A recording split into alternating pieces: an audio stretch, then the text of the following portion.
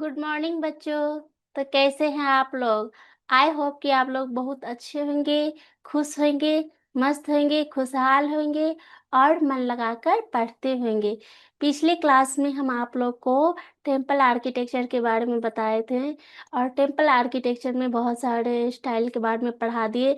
अब हम आप लोगों को विजयनगरा स्कूल के बारे में, विजयनगरा स्टाइल के बारे में आज हम डिस्कस करेंगे, पढ़ाएंगे। देखिए, कुछ बच्चों का जो है कमेंट्स आया था मेरे पास कि मैम आप हमें मेडिवल हिस्ट्री के बारे में भी बताइए। तो देखिए, हम आप लोग को बता दें कि हम आप लोग को अभी टेम्पल आर्किटेक्चर या इंडियन आर्ट एंड कल्चर के बारे में बता रहे हैं। ये सारे सीरीज खत्म हो जाने के बाद, सारे क्लास खत्म हो जाने के बाद फिर हम आप लोग को एशियंट हिस्ट्री, मिडिवल हिस्ट्री और वर्ल्ड हिस्ट्री के बारे में बताएंगे और मॉडर्न हिस्ट्री के बारे में भी बताएंगे और साथ साथ आपको PYQ भी करवाएंगे और आंसर राइटिंग कैसे लिखा जाता है एग्जाम में, किस तरह से लिखना चाहिए कि हम एग्जामिनर अच्छे से अच्छे मार्क्स दे सके, उस तरह से लिखने का भी हम आप लोग को बताएंगे और लिखवाएंगे भी। ठीक है, तो आइए अब हम पढ़ते हैं विजयनगर स्कूल के बारे में। ठीक है, तो कहता है विजयनगरा स्कूल किसके बारे में हम जानेंगे? विजयनगरा स्कूल के बारे में जानेंगे। The rulers of the Vijayanagara empire 1336 to 1565 AD were great patronizers of art and architecture with the capital at Hampi Karnataka. क्या कहता है? Capital at Hampi Karnataka. देखिए, मंदिर के बारे में हम जानते हैं कि इससे पहले भी जितने भी मंदिर के बारे में पढ़े वो कर्नाटक में थी, तमिलनाडु में थी, इन सब के बारे में हमने पढ़े। अब ये जो कहता है कि विजयनगरा स्टाइल जो है, विजयनगर शैली का जो मंदिर है, वास्तुकला है, वो उसका भी जो, वो कब से कब बना था? तो वो 1336 से लेके 1500 से 65 AD के बीच में बना हुआ था। मतलब क्या, 1336 से लेकर 1565 ईस्वी शताब्दी में बना हुआ था। ठीक है, और यहाँ और कहता है कि वो समय जो थे ग्रेट साम्राज्य, विजयनगर साम्राज्य जो थे एक महान साम्राज्य थे, बहुत बड़े साम्राज्य थे। और उसकी राजधानी कहाँ थी? विजयनगर साम्राज्य की राजधानी कहाँ थी? हम्पी में थी। कहाँ थी? तो हम्पी में थी। और हम्पी कहाँ है?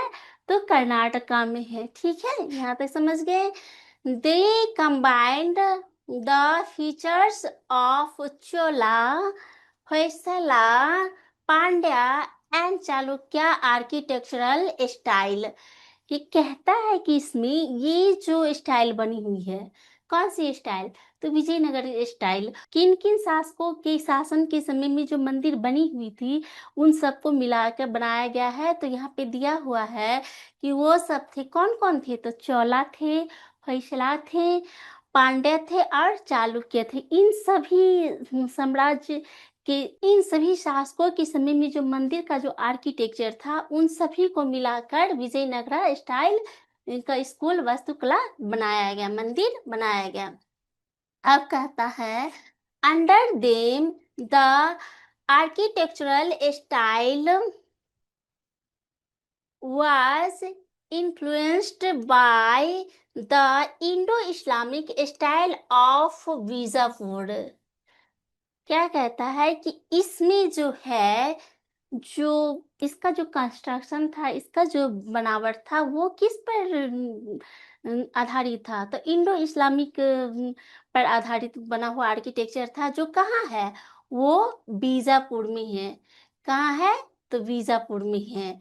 which in turn was reflected in the temple built during this period. और इस समय में जो है मंदिर को बनाया गया था।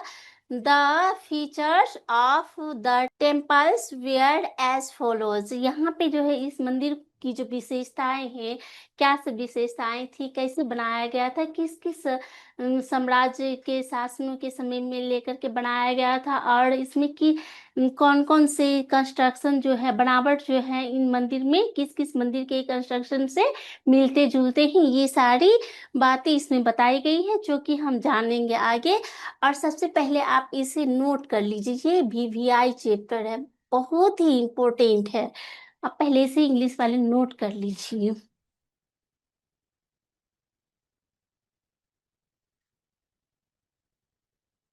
ठीक है, देखिए ये चैप्टर इतना इम्पोर्टेंट है कि यूपीएससी, स्टेट पीसीएस, कोई भी कंपटीशन एग्जाम होता तो उसमें एक न एक क्वेश्चन आ ही जाता। वैसे भी जो है यूपीएससी डायरेक्ट यहाँ से क्वेश्चन पूछ चुकी है इस चैप्टर से कि विजयनगर साम्राज्य की राजधानी कहाँ है, तो हम्पी है। ये क्वेश्चन आ चुका है, ये वीवीआई है कि विजयनगर साम्राज्य की राजधानी कहाँ है, तो हम्पी, और हम्पी कहाँ है, तो कर्नाटक में। इसे याद रखिएगा कि विजयनगर साम्राज्य कहाँ है, तो हम्पी में, और हम्पी कर्नाटक में है। ठीक है, और इसमें एक चीज और ये याद रखना है कि किस किस शासक के समय से मिलाकर बनाया गया है, तो ये चालुक्य, पांड्या और चोले, होयसला, इन सब शासकों के समय से जो मंदिर बनाते हुए आ रहे हैं, उन सब का मिक्सचर है, यानी कि उन सब का मिश्रण है। उन सबको देख के इस मंदिर का निर्माण कराया गया था। ठीक है, हम यहाँ तक समझ गए, अब आगे बढ़ते हैं। तो आइए इसे हम हिंदी में समझते हैं। कहता है विजयनगर शैली, किस शैली की बातें हो रही है, तो विजयनगर शैली की बातें हो रही है। तो विजयनगर इंपायर 1336 से लेकर 1565 ईस्वी के शासक कला और वास्तुकला के महान संरक्षक थे। क्या थे ये? वो जो थे विजयनगर साम्राज्य के जो शासक थे, वो क्या थे, एक महान शासक और वास्तुकला के संरक्षक थे। ठीक है, जिसकी राजधानी हम्पी कर्नाटक में स्थित थी। और उसकी राजधानी कहाँ थी, तो हम्पी कर्नाटक में थी। यहाँ से भी क्वेश्चन बता दिए हैं कि वीवीआई है। उन्होंने चोला डेस्टिनी, होयसला डेस्टिनी और पांड्या डेस्टिनी और चालुक्य डेस्टिनी की स्थापत्य शैली की विशेषताओं को मिलाकर एक मिश्रित शैली विकसित की। क्या कहते हैं, विजयनगर साम्राज्य जो है वो किन किन डायनेस्टी, किन किन शासक या किन किन साम्राज्य से लेकर के मंदिर का निर्माण करवाया है, तो वो है, कौन कौन सा है, तो वो है पांड्या, चालुक्य और चोला। इन सब डायनेस्टी का जो शैली है, स्थापत्य कला है, वास्तुकला है, उन सबको मिलाकर बनाई गई है। इनके काल में वास्तुकला पर बीजापुर की इंडो इस्लामिक शैली भी का प्रभाव पड़ा। किसका प्रभाव पड़ा, तो इंडो इस्लामिक शैली का भी प्रभाव पड़ा। कहाँ, तो बीजापुर की। किसकी इंडो इस्लामिक शैली का प्रभाव पड़ा, तो बीजापुर की। देखिए यहाँ पे बताया जा रहा है, यहाँ से एक क्वेश्चन आएगा कि विजयनगर साम्राज्य जो है किस शैली पर निर्मित है, तो इंडो इस्लामिक शैली पर निर्मित है। और यहाँ पे ये भी पूछा जा सकता है कि विजयनगर साम्राज्य का जो इंडो इस्लामिक शैली है वो कहाँ से रिलेटेड है, तो वो बीजापुर से रिलेटेड है। ठीक है, यहाँ तक हम ठीक है। उसके बाद कहता है जो उस समय में निर्मित मंदिरों में स्पष्ट रूप से दिखाई देता है। और उस समय जब इंडो इस्लामिक शैली पे जो बनाया गया था ये मंदिर, वो स्पष्ट रूप से क्लियर रूप से दिखाई देता है कि इस मंदिर में जो भी कंस्ट्रक्शन है, जो भी बनावट है, वो किस पर आधारित है, तो इंडो इस्लामिक शैली पर आधारित है। मंदिरों की विशेषताएं निम्नलिखित थी, और इनकी क्या सब विशेषताएं थी, ये सब हम आगे जानेंगे। देखिए, और इसे जो है आप लोग नोट कर लीजिए, ये चैप्टर वीवीआई है। यहाँ से एक नए क्वेश्चन पूछ देगी, जो कि यूपीएससी पूछ चुकी है कि विजयनगर साम्राज्य की राजधानी कहाँ है, तो हम्पी है। जो कहाँ है, कर्नाटक में है, इसे आप नोट कर लीजिए।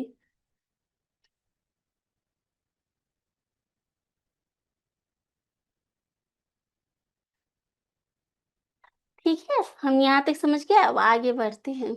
यहाँ पर कहता है कि इसमें क्या क्या सब शामिल थी, इन मंदिरों में क्या क्या विशेषताएं थी, ये सब इसमें बताया गया है। हम इसे केयरफुल्ली पढ़ते हैं, याद करते हैं। और इस चैप्टर को आप लोग से रिक्वेस्ट है कि आप लोग इसे अच्छी तरह से रीड कर ले, अच्छी तरह से याद कर ले, क्योंकि एक न एक क्वेश्चन इस चैप्टर से आएगा ही आएगा, विजयनगर साम्राज्य से। किससे? तो विजयनगर साम्राज्य से। ठीक है, तो कहता है the walls of the temples were highly decorated with carvings and geometrical patterns। क्या कहता है कि इनकी दीवार, दीवार जो है, इस मंदिर की दीवार क्या थे, तो कार्विंग थे, डेकोरेटेड कार्विंग, यानी कि बहुत ही नक्काशीदार थे। और इसकी आकृति क्या थी? ज्योमेट्रिकल थी, यानी कि ज्यामितीय आकार की ये आकृति थी। किसकी? तो विजयनगर साम्राज्य के मंदिर की। ठीक है, इसे हिंदी में समझते हैं। मंदिरों की दीवारें नक्काशी और ज्यामितीय आकृतियों से अधिक सजाई गई थी। क्या कहता है कि इस मंदिर की दीवारें जो है वो कैसे सजाई गई थी, तो एकदम नक्काशीदार, एकदम सूक्ष्म जटिल सजाई गई थी। और इसकी आकृति जो थी ना, वो ज्यामितीय आकार की सजाई गई थी। और देखिए इसके बाद कहता है गौपुरम्स। अब यहाँ पे गौपुरम्स आ गया, जो कि गौपुरम्स बहुत ही बार बता चुके हैं।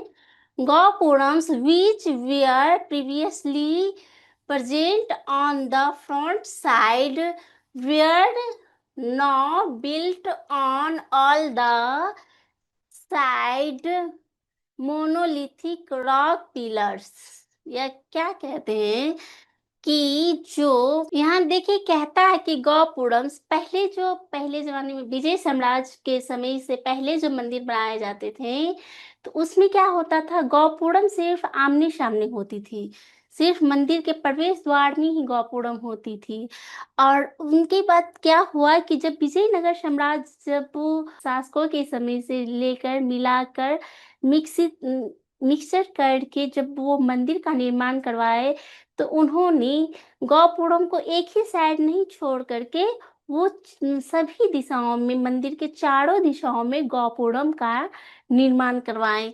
वही कहता है, जो कि एक मोनोलिथिक रॉक थे। क्या थे? मोनोलिथिक रॉक थे, जो कि एक ही समान पत्थर से बने हुए थे, एक ही पत्थर से बने हुए थे, एकासम पत्थर से बने हुए थे। वो शिला स्तंभ क्या थे? तो एक ही पत्थर से बने हुए थे। तो आइए यहाँ पे समझते हैं कि गौपुरम जो पहले केवल सामने की ओर बनाए जाते थे, अब सभी दिशाओं में निर्मित होने लगे। क्या कहते हैं? पहले केवल सामने की ओर ही बनाए जाते थे, लेकिन अब क्या हुआ कि सभी दिशाओं में, चारों दिशाओं में वो गौपुरम बनाए गए। और वो सभी क्या थे? तो एक ही पत्थर के शिला स्तंभ थे, पिलर्स बनाए जाते थे, जो कि एक ही पत्थर के बने होते थे। अब कहता है कि generally temple pillars had the mythical creature Yali engraved on them।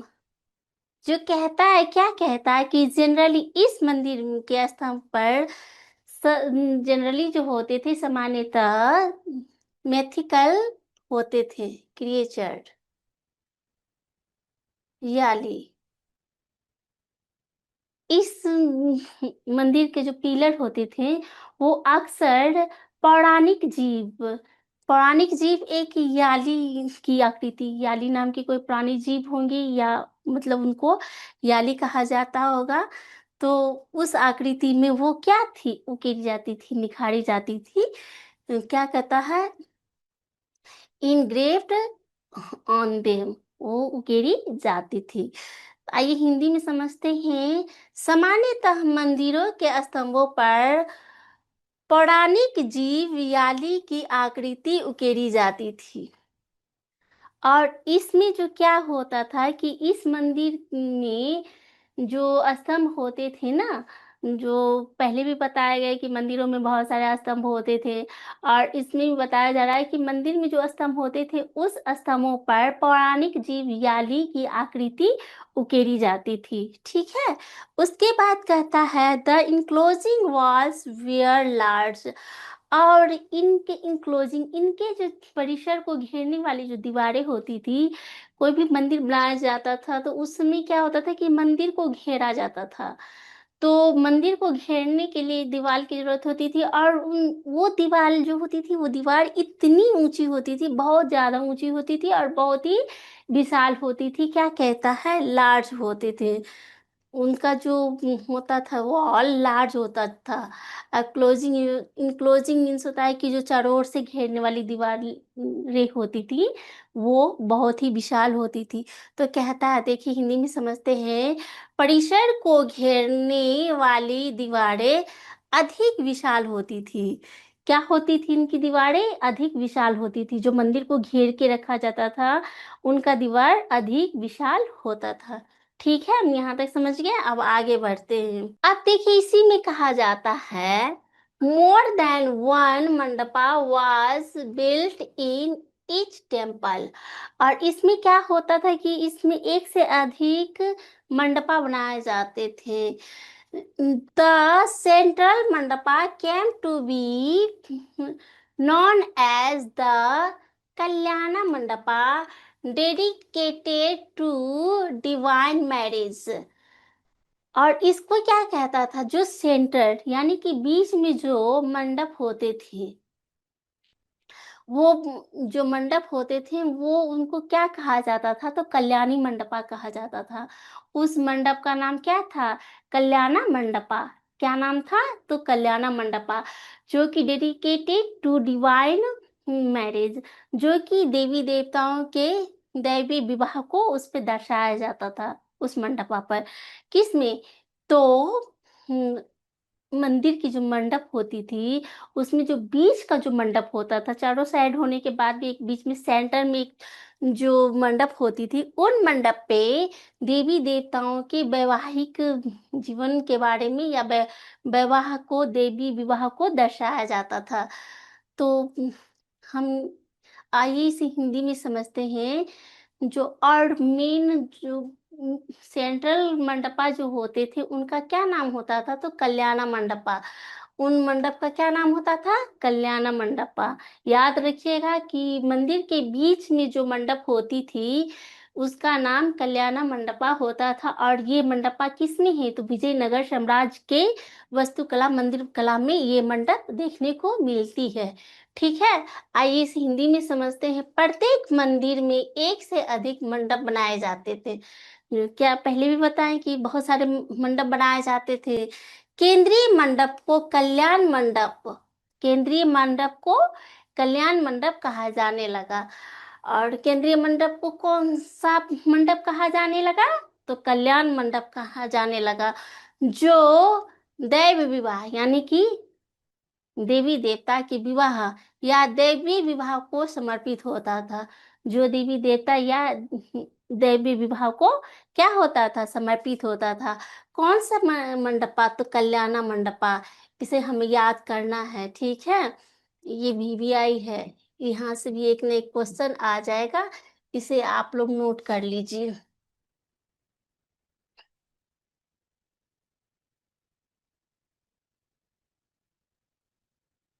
ठीक है, देखिए अब आगे कहता है the concept of secular buildings inside the temple premises was also introduced during this period। कहता है कि इस काल में क्या था, सेकुलर बिल्डिंग था। और इस बिल्डिंग में क्या सब दर्शाया गया था, प्रेमिसेस। क्या दर्शाया गया था, तो प्रेमिसेस यानी कि धार्मिक कार्यों को दर्शाया गया था इस मंदिर में। और इस इसमें क्या था, तो अन्य भवनों को दर्शाया गया था। देखिए इसे हिंदी में समझते हैं। इस काल में मंदिर परिसर के अंदर लौकिक धार्मिक कार्यों के अतिरिक्त अन्य उपयोग के भवनों की अवधारणा भी शुरू हुई थी। और इस मंदिर में क्या था कि लौकिक होने के साथ साथ धार्मिक कार्यों को भी दर्शाया गया था। इसमें भवन में उपयोग भवनों की अवधारणा भी शुरू हुई थी कि इसमें लौकिक और धार्मिक कार्यों को भी दर्शाया गया, दिखाया गया, बताया गया कि ये मंडपा कौन सा है, तो ये मंडपा धार्मिक है, ये मंडपा लौकिक है, ये मंडपा जो है सो देवी देवताओं के विवाह का देवी देवताओं के विवाह को समर्पित करता है, देवताओं के विवाह को भी दर्शाता दिखाया जाता है। तो इस तरह के मंडपा का भी अवधारणा इसमें क्या हो गया था, शुरू हो गया था। तो किस मंदिर में, तो विजयनगर साम्राज्य के मंदिर में ये सारी चीजें हमें देखने को मिलती है। ठीक है, हम यहाँ तक समझ गए, अब आगे बढ़ते हैं। अब देखिए इसी में कहता है, क्या कहता है, temple complex temple complex was enclosed bye boundaries. क्या कहता है कि टेम्पल का जो चारों ओर जो था, क्या था, कॉम्प्लेक्स यानी कि परिसर जो था वो चारों ओर क्या था, बाउंड्रीज यानी कि दीवारों से घेरा हुआ था, घेराबंदी किया हुआ था। पहले भी बताएं कि मंदिरों को विशाल बड़े बड़े दीवारों से घेर दिया जाता था। तो आइए हिंदी में समझते हैं कि मंदिर परिसर चारों ओर से परिधि दीवारों घेराबंदी से घिरा होता था। इसके मंदिर के जो दीवार होते थे वे चारों ओर से क्या होते थे, घेरे होते थे। जैसे for example Vitthal Swami temple complex, lotus Mahal, Virupaksha temple and Raghunath temple at Hampi. ये सभी मंदिर, जितने भी सारे मंदिर हैं, ये सभी मंदिर क्या है, द रॉक कट है। ये सारे मंदिर के जो परिसर हैं, इन सभी परिसर को एक तो रॉक कट है, और दूसरी बात कि इन सभी परिसर को जो है मतलब बड़ी बड़ी दीवारों से घेर दिया गया है। तो ये सब मंदिर है। कौन सा मंदिर, तो विठल स्वामी मंदिर परिसर, लोटस महल, विरूपाक्षा मंदिर और रघुनाथ मंदिर जो कि हम्पी में है, ये सभी मंदिर को दीवारों से घेर दिया गया। और हम्पी का जो मंदिर है वो आप लोग 50 रुपये के नोट पे देख लीजिएगा। वो हम्पी का मंदिर का सेम स्ट्रक्चर है, वो हम्पी का ही मंदिर का कंस्ट्रक्शन है। ठीक है। और कहता है idol of Narasimha on Shesha snake at Hampi is marvel इन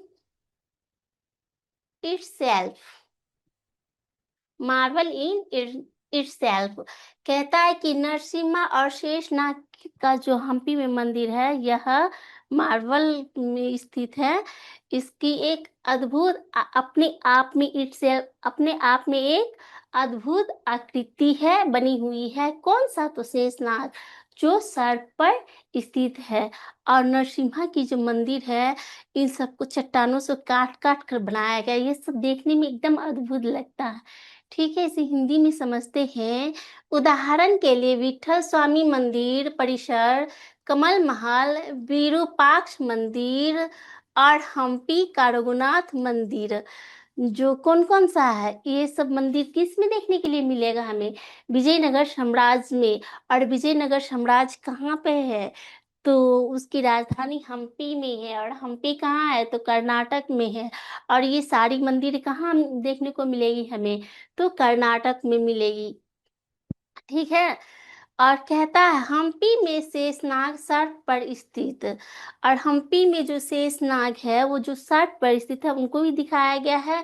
नरसिंह की चट्टानों को काटकर बनाई गई प्रतिमा अपने आप में एक अद्भुत आकृति है। और नरसिंह की जो मंदिर है वो चट्टानों को काट कर बनाया गया है। शेषनाग जो सर्प पर स्थित है वो सबको बनाया गया है। और ये सब देखने में अपने आप में एक क्या है, अद्भुत है। देखने पे एकदम अद्भुत महसूस होगा कि हमारे यहाँ, हमारे भारत में इतने मंदिर हैं। राजाओं ने इस तरह मेहनत करके इतनी सादगी से इसे बनाया है। ये सब देखने के बाद एकदम सा प्राउड फील होगा कि चलो मेरे भारत में तो कम से कम ये सब चीज देखने को मिलता है। ठीक है, तो इस तरह का ये अद्भुत आकृति देखने को मिलता है। ठीक है, और इसे आप लोग याद कर लीजिए, VVI है। देखिए हम इसमें आपको बताते हैं कि कौन कौन सा एग्जाम में आया है।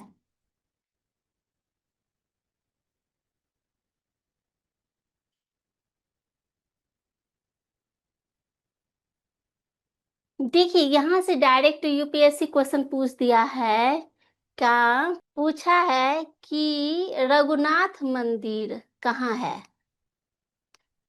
रघुनाथ मंदिर कहाँ है? तो ये हम्पी में है। तो यहाँ से डायरेक्ट क्वेश्चन पूछ दिया है कि रघुनाथ मंदिर कहाँ है, तो हम्पी में है। ऑप्शन दिया हुआ था, 4 ऑप्शन, उसमें से एक ऑप्शन हम्पी पूछ दिया है।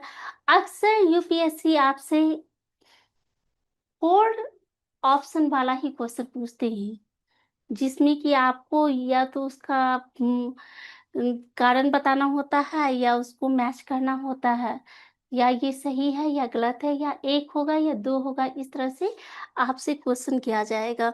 तो इसीलिए हम बोल देते हैं कि ये ऑप्शन में मैच करने के लिए दिया गया था। और ये डायरेक्ट क्वेश्चन पूछा भी गया है कि रघुनाथ मंदिर हम्पी। ठीक है, यहाँ तक हम समझ गए। अब आगे बढ़ते हैं। देखिए यह कौन सा मंदिर है, तो विठल स्वामी मंदिर है। कौन सी मंदिर है ये? विठल स्वामी मंदिर है, जो कि कर्नाटक में है। और कर्नाटक की राजधानी, विजयनगर राज्य की राजधानी कहाँ है, तो हम्पी में है। ठीक है, अब ये देखिए कौन सा है मंदिर, तो ये लोटस महल है, जो कि कर्नाटक में है। ये है विरूपाक्ष मंदिर। देखिए इस तरह से बना हुआ है विरूपाक्ष मंदिर। और ये है हम्पी। ठीक है, ये हम्पी है, जो कि हम लोग को 50 रुपए की नोट पर देखने के लिए मिलता है। आप लोग भी चेक कर लीजिएगा, एक बार कंफर्म हो जाइएगा कि सही में ये 50 रुपए की नोट पे है भी या नहीं। ठीक है, और ये है लक्ष्मी नरसिम्हा स्कल्पचर, हम्पी। ये लक्ष्मी नरसिम्हा का स्कल्पचर है जो हम्पी में है। ओके बच्चों, आई होप कि मेरी यह वीडियो आप लोगों को बहुत अच्छी लगी होगी। अब हम आप लोगों से मिलते हैं नेक्स्ट क्लास में। Okay, bye bye, thank you.